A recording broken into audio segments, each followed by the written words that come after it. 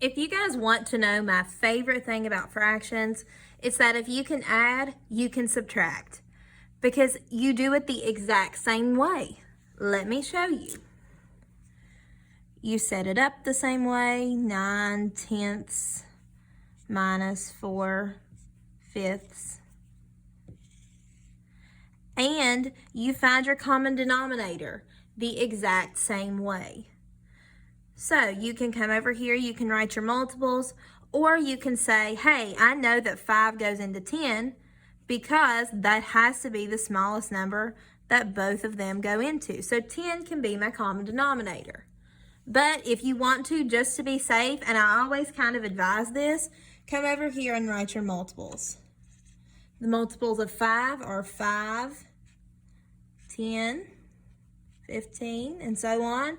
And the multiples of 10 are 10, 20, but I can stop at 10 because 10 is the first one that they both have in common.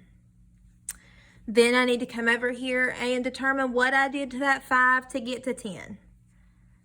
I know that 5 goes into 10 twice, so that means I multiplied 5 times 2 to get to 10.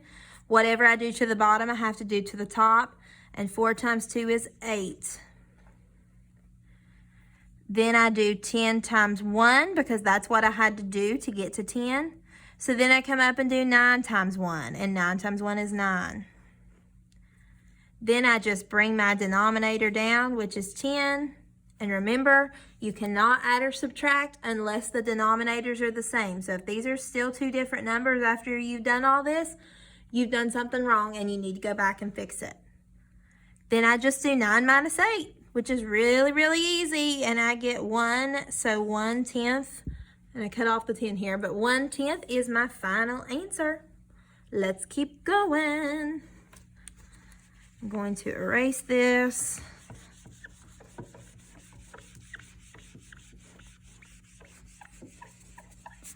Sorry guys, my board is not the greatest.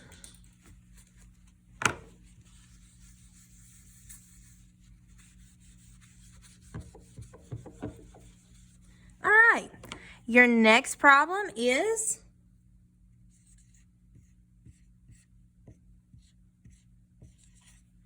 3/4 minus 1/8. Set it up.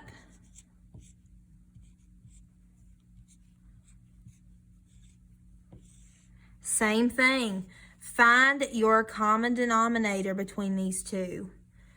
Multiples of 4 are 4, 8. I can stop at 8. Multiples of 8 are 8, so you can stop there. Put them here. Determine what I had to do to that 8 to get to 8. 8 times 1 is 8, so I also need to multiply my 1 by 1, and 1 times 1 is 1. What did I need to do to that 4 to get to 8? I had to multiply it by 2. And if I multiply the bottom by 2, I also need to multiply the top by 2, and 3 times 2 is 6. Bring my 8 down because just bring that common denominator down. That's how it works with adding and subtracting. And then 6 minus 1 is 5.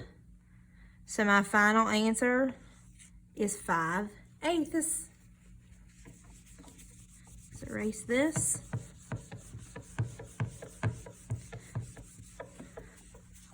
And we are actually on page 376 in your math book if you would like to follow along there. Just going in order.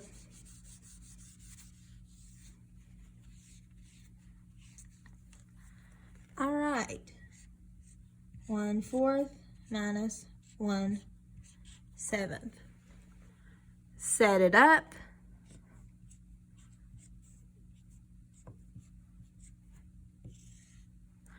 Find the common denominator between my 4 and the 7.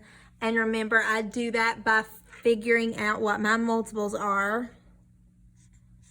My multiples of 4 are 4, 8, 12, because remember, 4 times 1 is 4, 4 times 2 is 8, 4 times 3 is 12, 16, 20, because 4 times 4 is 16, 4 times 5 is 20, 24, 4 times 6 is 24, 28.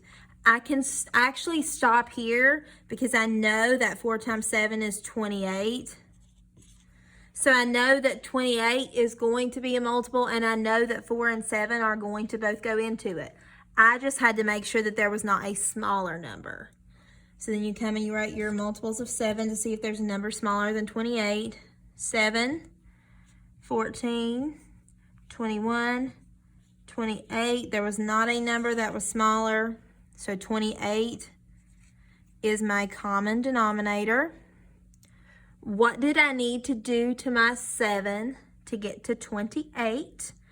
You can come over here and you can count 1, 2, 3, 4, or you can say that I know my multiplication facts and I know that 7 times 4 is 28. So whatever you do to the bottom, you have to do to the top. 1 times 4 is 4. Same thing over here.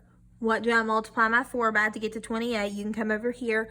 1, 2, 3, 4, 5, 6, 7, or you can know your multiplication facts and know that 4 times 7 is 28. Whatever I do to the bottom, I have to do to the top, and 1 times 7 is 7. So then just bring down that 28. Then do 7 minus 4 and get 3. And say to yourself, is there a number smaller than 3 and 28 that go into both of them evenly? I know 1 works, but if I divide these by 1, it'll get the same thing. 2 won't work because 3 is not an even number. And my multiplication facts, 3 times 9 is 27. Nothing times 3 gives me 28. So I know there's not a number that goes into both of these, so I know I don't need to reduce.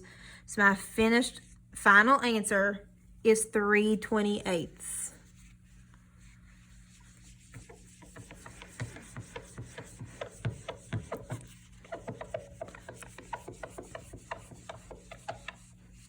I think I need a new whiteboard. What do you guys think? Goodness.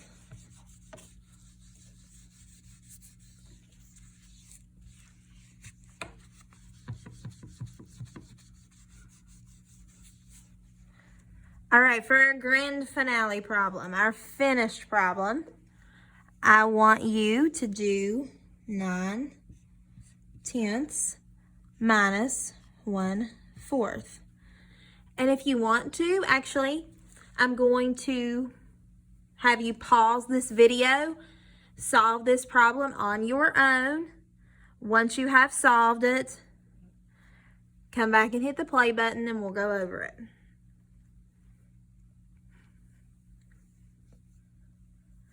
All right, you should have paused your video and solved this problem. If you haven't, just pause it now. Otherwise, we're going to go ahead and solve it. So I've got 9/10 minus 1/4. Find the common denominator between the two, meaning the smallest number that they both go into. To do that, you just come over and you write your multiples. The multiples of 10 are 10, 20, 30, 40. I can stop at 40 because I know that 10 times 4 is 40. So I know they'll both go into that, but I need to see if there's something smaller. So now I've got my multiples of 4. 4, because 4 times 1 is 4. 8, because 4 times 2 is 8. 12, because 4 times 3 is 12. 16, because 4 times 4 is 16. And 20, because 4 times 5 is 20. But I have a match with my 20s. 20 is my common denominator. If you had gone all the way up to 40, it would have worked, but you would have had quite a bit of reducing to do at the end. So that's why we find our common denominator, our least common denominator, the smallest one. What did I need to do to that 4 to get to 20? I can come over here and count 1, 2, 3, 4, 5, or I can say that I know 4 times 5 is 20. Whatever you do to the bottom, do to the top, and 1 times 5 is 5. What did I need to do to the 10 to get to 20? Multiply it by 2. 10 times 2 is 20. So I have to multiply the 9 by 2, and 9 times 2 is 18. So bring that 20 down. Then I've got 18 minus 5. And come over here and work it out. 8 minus 5 is 3. 1 minus 0 is 1, so that leaves me 13. So I'm left with 13/20.